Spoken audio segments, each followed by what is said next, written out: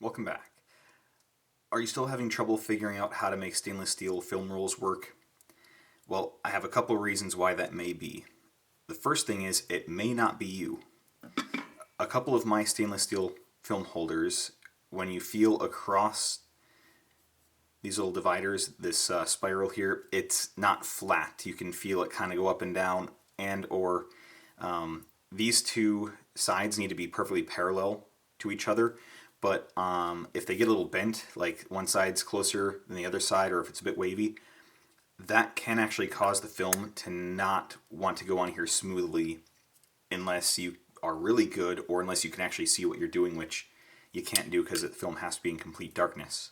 So that's one thing, is just make sure that your film holder is in good condition, or it's of good quality, that it's actually flat and smooth on all sides. Because even this one, you see how it kind of dips down right here.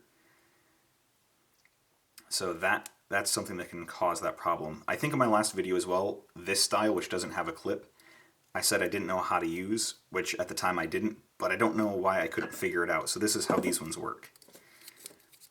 This is the same super expired, really curly film from the last video, so this will be a good example. What you want to do is where this little wire goes around, and where it isn't, put your finger there, and that's where you're going to line up the film to, on the inside up to there.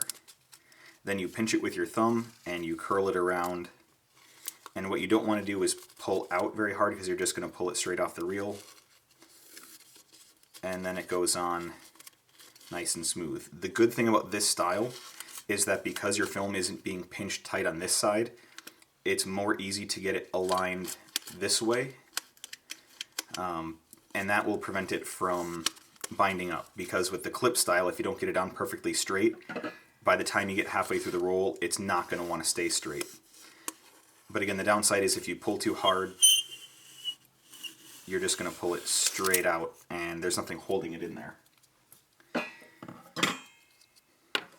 So with the clip style, something that I've encountered myself, and it's possible you are too, once you get it clipped in, and assuming you got it on there straight, and you start bringing it around, if your fingers don't stay even, if you start going like this and start trying to feed it on a little bit sideways, that's where it's going to jump up, and one side, you see here it's still even, but in these grooves, on one side it will jump up a level, and one side will be down, and the film will be going on sideways like this, and then it's going to bind up by the time you get halfway through or to the outside. And this can happen at any point while you're loading it. Let's see if I can force it. No, actually, it's actually behaving here. So, but I think you understand what I'm saying. And again, on this clip style, you have to make sure that the film is on there nice and straight.